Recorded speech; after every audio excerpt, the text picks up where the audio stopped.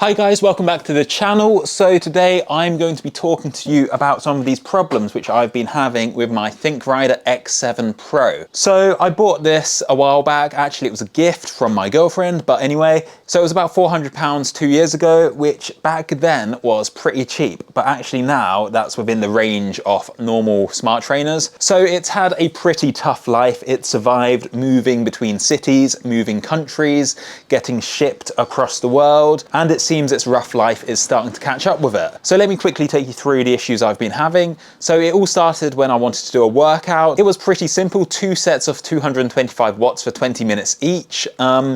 As usual with these long intervals, I set the machine up in ERG mode. So this is where it sets the resistance, so it'll always be 225 watts regardless of your cadence. So the session started out quite normal, but within a couple of minutes, I was struggling and I was thinking, this is really hard. So I thought my legs were just feeling particularly weak that day, so I forced myself to get through the first interval. So I had a little rest and then the second interval started, and again, it felt really difficult. In my mind, I was thinking, this can't be 225 watts because that should be a power that is quite easy for me. I began to really start doubting myself. So what I decided to do was connect the power meter on my bike up to my smartwatch and compare it to the power which was being sent to Zwift, which comes from the smart trainer itself. So this is a very unscientific test, but I figured it might tell me something interesting. All right, so this is what I saw.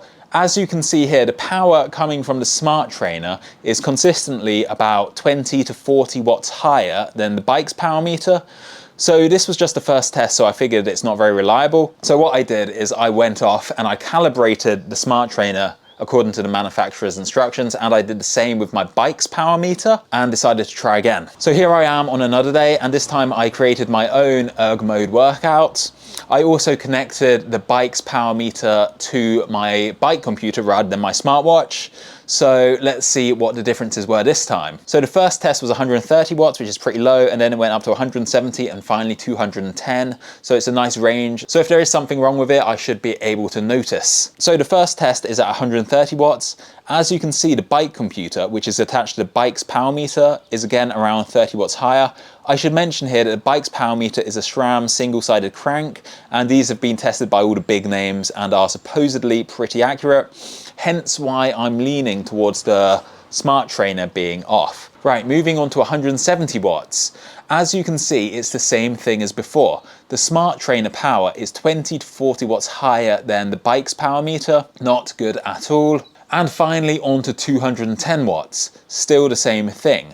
The bike's power meter is reading 20 to 40 watts higher, which is a very odd reading. So all of this was in erg mode. So how does it hold up in regular mode? So I did a ride and noticed that the power coming from the smart trainer was very spiky. So it seems that the data coming out of the smart trainer is wrong somehow. It shouldn't be going up and down like that. And then again, when I connected it to my bike's power meter, the data was much smoother. So yeah, it is a pretty odd situation here. So this smart trainer is over 2 years old. It's gone through a lot of traveling and taken lots of bumps probably. So it does seem about right that it is starting to die, considering it was on the cheap end of the price range. So where do I go from here? There's obviously something wrong with my Thinkrider.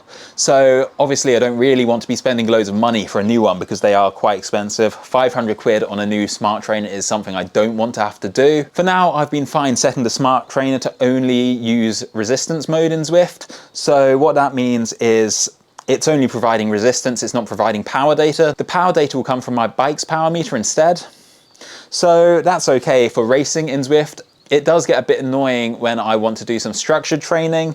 So for that, what I have to do is the same thing really, just set this up in resistance mode and then just try to get my power to match what the workout wants myself rather than using ERG mode. So hopefully doing that will mean I can get another 6 months out of this thing. I would like to keep this smart trainer until at least Christmas, and then hopefully I can find a good deal on like a Wahoo Kick Core or something like that. So if you're thinking of getting one of these Thinkriders, I would recommend probably not doing it. Just spend the extra £100–200 and get a Wahoo Kicker or something, because having a proper warranty is going to be a big deal when you've got something this expensive. And to be honest, dealing with those Chinese companies, having to ship things back and stuff like that is not worth it. Just get something from the UK or from America and you'll probably have a much better experience.